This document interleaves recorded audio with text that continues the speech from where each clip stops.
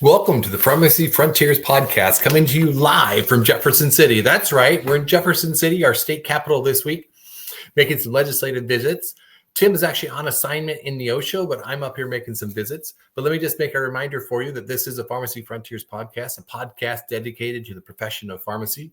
The comments and opinions shared here are those of myself and the host, not the position of MPA, Mercy, or the state legislature. But we want to remind you that Pharmacy Frontier Podcast comes to you on your favorite podcast streaming app, including Spotify, YouTube, and Apple. So please bookmark that and keep up with our current Pharmacy Frontiers podcast. But as I said, coming to you live, well, technically this won't be live after I get home and we get this posted. We won't be live anymore, but we're definitely here in the state capitol here on Wednesday doing the people's work. And specifically, we were in the Senate Committee on Family, Seniors, and Health, and there was two bills of interest for pharmacy, both Senate Bill 13 and Senate Bill 45.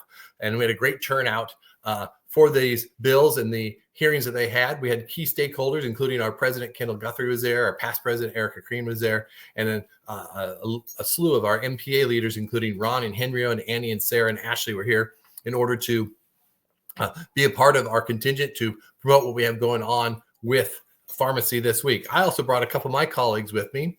Dylan Hodges was able to join us, and Glendon Wilson were able to visit with us as well. So just to let you know what bills of interest we covered today, included Senate Bill 45. This is the Pharmacy Benefit Manager bill that is similar to what we've done in the past, but a little bit different in that we have made some tweaking to it to make it more palatable to not only the senators, but also to the insurance industry. The whole emphasis behind that bill is transparency.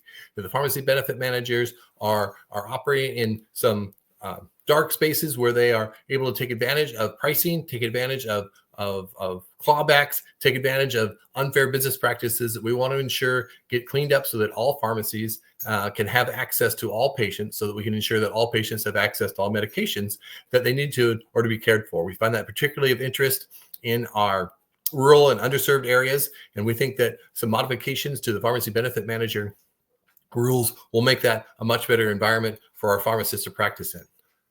The second bill was Senate Bill 13, which has three major components to it. One is a 340B preservation. Remember, that is the federal program for drug discount program in order to ensure that those covered entities have the right access to medications in order to serve those populations that are otherwise underserved or in need.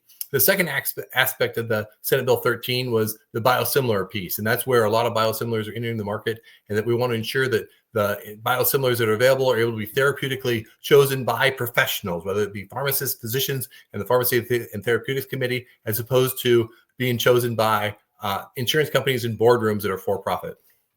The third aspect of Senate Bill 13 is the white bagging piece, ensuring that the patients have choice and patients have access to those needed medications so that they can get the therapy they need in the town they need it in. And a shout out to Mariah Hollibaugh, who brought along a couple of the patients that have experienced white bagging in her very community, and were able to share what the experiences looked like and how the 340B program was able to help ensure they were able to be treated. So after a couple hours of testimony there in the Senate committee, there was definitely some pharmacy benefit manager opposition there from the insurance vendors, and it's not their fault. They're kept in the dark about some of the issues, and they don't know the whole story of how their practices are actually impeding patient care. But we do our best to educate them, along with educating the representatives, so we make sure we get good laws that will make better patient care for our patients here in the state of Missouri. As I mentioned, both Dylan Hodges and Glendon Wilson were able to join me today. So we're actually able to make some legislative visits after we were in the Senate committee. And so we were able to visit several of our elected representatives and senators, including Curtis Trent, Alex Riley's staff, Lincoln Huff, and Representative Crawford, who was kind enough to say hello to us. It's been a cold and chilly day, but it's very sunny in Jefferson City. And we had a great success while we're up there. So we encourage you all to go out and send a letter or make a phone call into your state representative, your state senator.